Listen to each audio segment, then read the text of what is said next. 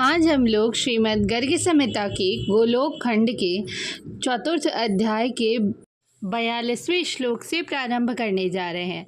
पिछली वीडियोस में हमने 41वें श्लोक तक खत्म कर लिया था, जिसमें हम देख रहे थे कि भगवान श्री कृष्ण गोपियों के लक्षण बता रहे थे कि किन स्त्रियों को यह सौभाग्य प्राप्त हुआ गोपियाँ बनने का, तो उन्हें यह सौभाग्य कैसे प्राप्त हुआ, जिसमें वो अपने श्री राम अवतार के बारे में बता रहे थे।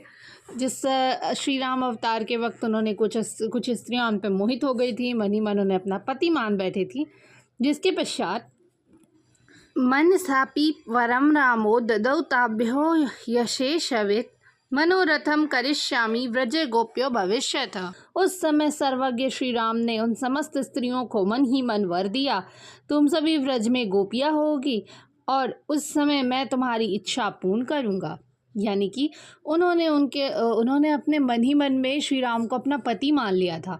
तो श्री राम जो सर्वज्ञ हैं, उन्होंने उन्हें मन में ही मन वरदान दे दिया कि तुम्हारा द्वापर युग के अंत में तुम्हारी ये इच्छा भी मैं पूरी कर दूंगा। जिसके पश्चात आगतम सीतया सार्धम सैनिकैः सहितं रघुम अयोध्यापुरवासिन्यः श्रुत्वा द्रष्टुम समाययुः वीक्षितं मोहमापन्ना मूर्छिताः प्रेमविह्वलाः ते पुस्तपस्तः सरयूतीरे रामधृतव्रताः आकाशवागभूतासां द्वापरान्ते मनोरथः भविष्यति न संदेहः कालिंदी तीरजे वने। फिर सीता और सैनिकों के साथ रघुनाथ जी अयोध्या पधारे। यह सुनकर अयोध्या में रहने वाली स्त्रियां उन्हें देखने के लिए आईं। श्री राम को देखकर उनका मन मुग्ध हो गया, वे प्रेम से विह्वल हो मूर्छित सी हो गई। फिर वे श्री राम के व्रत में परायण होकर सरयू के तट पर तपस्या करने लगी। तब उनके सामने आकाशवाणी हुई, द्वापर के अंत में यमुना के किनारे वृंदावन में तुम्हारे मनोरथ पूर्ण होंगे, इसमें संदेह नहीं है। हमने देखा था कि श्री राम ने माता सीता को स्वयंवर में जीता और फिर माता सीता के साथ वो वापस आ रहे थे, उसी समय ये घटनाएं हुई।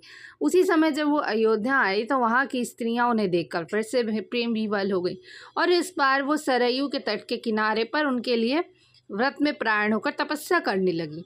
तब आकाशवाणी हुई कि उन्हें भी गोपियाँ बनने का अवसर मिलेगा। जिसके पश्चात पितुर्वाक्य ददारामो दंडकाख्यम वनम गतः चचार सीतया सार्धम लक्ष्मणेन धनुष्मता गोपालोपासकाः सर्वे दंडकारण्यवासिनः ध्यायन्तः सततं मां वैरासार्थम ध्यान तत्परः। जिस समय श्री राम ने पिता की आज्ञा से दंडक वन की यात्रा की, सीता तथा लक्ष्मण भी उनके साथ थे और वे हाथ में धनुष लेकर इधर उधर विचर रहे थे। वहीं बहुत से मुनि थे, उनकी गोपाल वेशधारी भगवान के स्वरूप में निष्ठा थी। रासलीला के निमित्त वे भगवान का ध्यान करते थे। हम देख सकते हैं कि उस समय भी श्री कृष्ण की पूजा होती थी, यानी वो श्री राम के उस रूप को पूजते थे जहाँ पे वो गोपाल वेशधारी भगवान थे, यानी कि श्री कृष्ण को पूजते थे।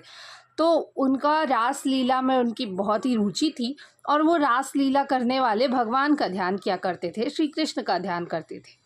जिसके पश्चात येषामाश्र ममासाद्य धनुर्बाणधरो युवा तेषां ध्याने गतो रामो जटामुकुटमण्डितः अन्याकृतिं ते तं वीक्ष्य परम विस्मितमानसाः ध्यानादुत्थाय ददृशुः कोटिकन्दर्पसन्निभम्। उस समय श्री राम की युवावस्था थी, वे हाथ में धनुष बाण धारण किए हुए थे, जटाओं के मुकुट से उनकी विचित्र शोभा थी। अपने आश्रम पर पधारे हुए श्री राम में उन मुनियों का ध्यान लग गया। वे ऋषि लोग गोपाल वेशधारी भगवान के उपासक थे, अतः दूसरे ही स्वरूप में आए हुए श्री राम को देखकर सबके मन में अत्यंत आश्चर्य हो गया। उनकी समाधि टूट गई और देखा तो करोड़ों कामदेवों के समान सुंदर श्री राम दृष्टिगोचर हुए।